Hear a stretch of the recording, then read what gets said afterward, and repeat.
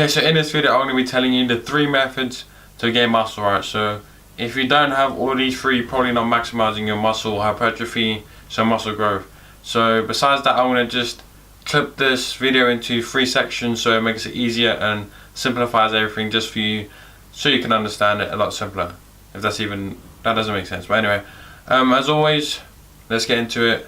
No time wasted. Let's get into it, man.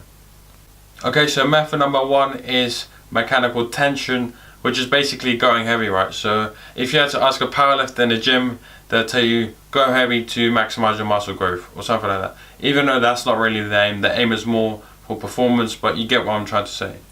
So mechanical stress is method number 1 to go heavy. Excuse me. What I recommend you do is work around your 90% 1 rep max, and this should give full muscle fiber recruitment and full mechanical stress. Sometimes if you go just over that, you don't actually get the full recruitment of the muscle fibers. You just get like other structures or other muscles that come into play as well. So probably working in a rep range of, I don't know, 3 is probably a good spot, 3 to 5. But then again, everyone's different. Like I always say in most of my videos, it's individual preference. But that's just method number 1, mechanical tension. And again, like I said, I'm making it simple and keeping it short. So basically have a little powerlifting style portion in your workout, right, to maximize your muscle hypertrophy. Even though it's a bit contradictory that you incorporating powerlifting as, how can we say, style methods of training into your workout program.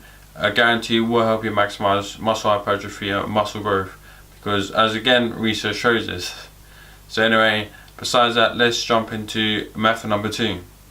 Okay, so method number 2 is metabolic stress, and if you're a bodybuilder, you're probably waiting for this. And this is basically, in layman's terms, going for the pump and the burn, like that good feeling of your arms just feeling thick, and you know what I'm trying to tell you.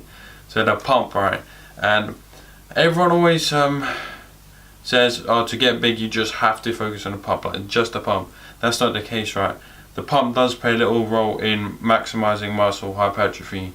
And I know in other videos I have sometimes said don't worry too much about the pump, because like I always say, progressive tension overload, though adding weight onto the body over time is probably a little more important than a pump. But if you want to maximize the muscle growth, pump does come into play, right? So metabolic stress, this is basically cell swelling, right? So it's kind of simple. When you get a pump, the cells in your muscle, they swell, right? So this is kind of simple. But if you don't know already, the rep ranges would probably be like 12 to 20, 3 to 4 sets, those kind of parameters. But you have to also remember everyone's different. Like for example, I never really work in a rep range of 15 and higher, never.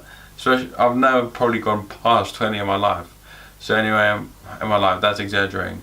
But yeah, metabolic stress is very, very important, and that's what I'm trying to tell you. Like, how can we say, maximizing muscle hypertrophy is not just using one method, it's using a variety of methods, right? So the method number 1 was more of a powerlifting style. This is more of a bodybuilding style routine, we could say, or method of training. That's the one I was looking for. So this is what I always preach, though, power building, man.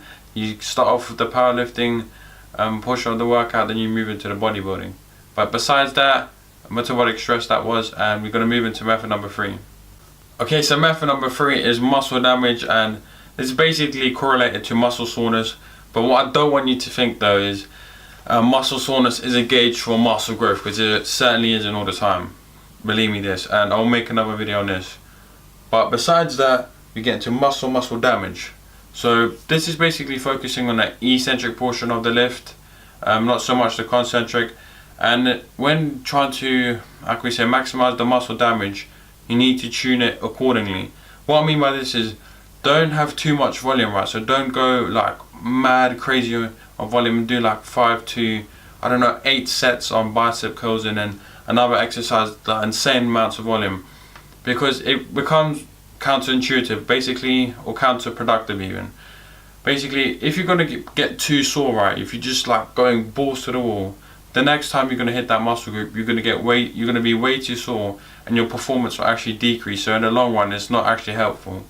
So when trying to achieve this, you need to make sure that you need to be sensible around, like, use auto-regulation. Don't go too high volume, don't go too low. Just use the auto-regulation in your head. What I do recommend as well is using split routines. So don't just go hit shoulders Monday, then hit shoulders again Wednesday. Maybe do like I'm using bro split there. I know people on my channel that like the bro split dislike the videos when I shit on the bro split. But anyway, what was the same was, yeah, like split routines, like push pull legs, right? So you're splitting the routine up, so the next time you go to train, say push day, you're not going to be as sore and your performance will increase again. So yeah, that is very, very important. Muscle damage is so important. That's method number 3. And one little tip if you want to achieve maximum muscle damage is, for example, this is also related to the pump, to get a good pump, but I'm pretty sure most people know this. If you don't, I'll use an example right now. If I do pull-ups, for example, to get the most muscle damage, like I said, we need to focus on an eccentric portion the most. So if I pull up, yep, concentric, right? This is contracting, and an eccentric, slowly lowering, right? But what I won't do, if you watch my elbows here, I'm not actually doing a pull-up, just illustrating like the point I'm trying to make. So if I go all the way down here, I won't be locking my elbows out, right? Because that's just going to take tension off my lats.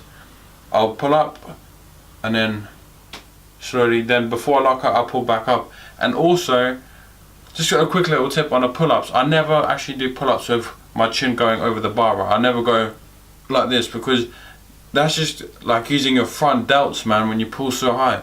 And the pull-up, you just need to go like that, like the shorter range of motion than most people actually use. So anyway, that was just a little tip. But yeah, those 3 methods are to maximize muscle hypertrophy, and I hope you enjoyed the video. I hope I simplified it as best as I can. So in essence, in layman's terms, basically just incorporate the powerlifters, the information they give you, the bodybuilding, and then, you know, the last method that I gave you. So just use a variety to maximize your muscle growth. Don't just use one method like all the time. It's like insanity. I think it was Albert Einstein, he said, like, if you do the same thing and expect the same results, you're insane. Something like that. Look at that motivational quote coming out. But anyway, yeah, as always, stay positive, stay smiling, and I hope you found the video useful and informative. Let's get it.